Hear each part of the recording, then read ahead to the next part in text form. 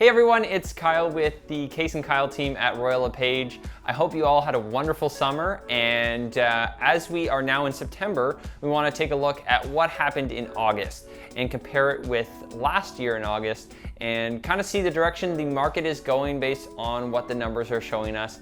This month we're going to look at the average sale price, the number of new listings, and the number of sales within the month of August. So let's jump into the numbers. All right, let's start by looking at the average sale price. Starting in Hamilton, we saw it go from $658,000 up by 18.2% to $778,000. In Burlington, we saw it go from $861,000 up by 21.8% to $1,049,000. And then in Oakville, we saw it go from $1,338,000 up by 22.8% to $1,644,000. So in all three markets, once again, consistent, basically, as we've seen all year. The playlist is down below if you wanted to see some of those other videos. The numbers are continuing to rise year over year, and the market is definitely staying stable from where we've been in previous months. All right, now let's look at the number of new listings. In Hamilton, we saw it go from 1,229 down by 29.6% to 865. In Burlington, we saw the same thing. It went down from 429 by 39.9% to 258. And in Oakville, we also saw the biggest drop of all, from 395 down by 48.6% to 203. So in all three markets, we've seen significant drops in the number of new listings. All right, the last stat we're gonna look at this month is the number of sales. So in Hamilton, we saw it go from 997 down by 22.3% to 775.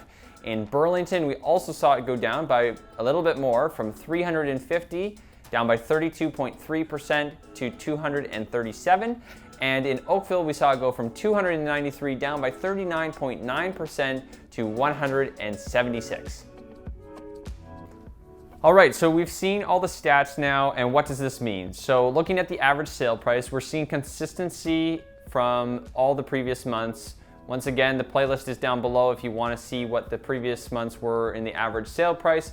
We saw that it's still up significantly from last year, which is very consistent with all the previous months.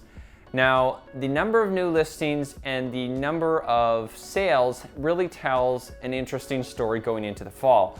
So we've seen the number of sales and the number of listings decrease by a significant amount.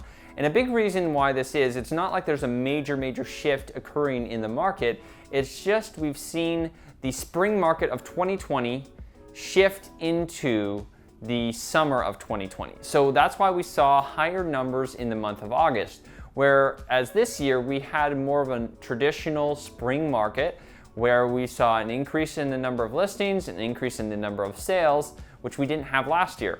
So the summer has calmed down. A lot of people go on vacation and are away, so they take time off from either listing or buying a house.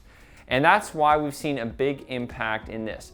Now, over the last number of weeks at the end of August here and going into September, we've seen an increase in activity, and a big portion of why this is because the elections are coming up. So there's a lot of talk in the elections this year about what each individual party is going to do when it comes to their housing policy.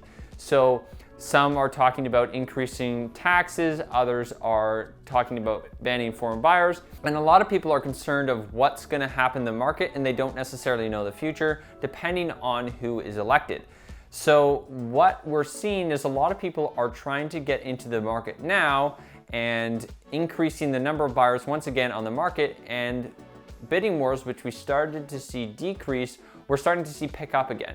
So we'll see where this goes into the fall, but I would assume that we'll continue to see some bidding wars as we go here into September, as there is limited number of listings, and the sales, although they're down, they're not down to the same amount as the number of new listings. And that's your market update for the month of August. If you have any questions, be sure to comment down below in the comments section. Make sure you hit that like button, the notification bell, and the subscribe button so that you are staying up to date on all future updates.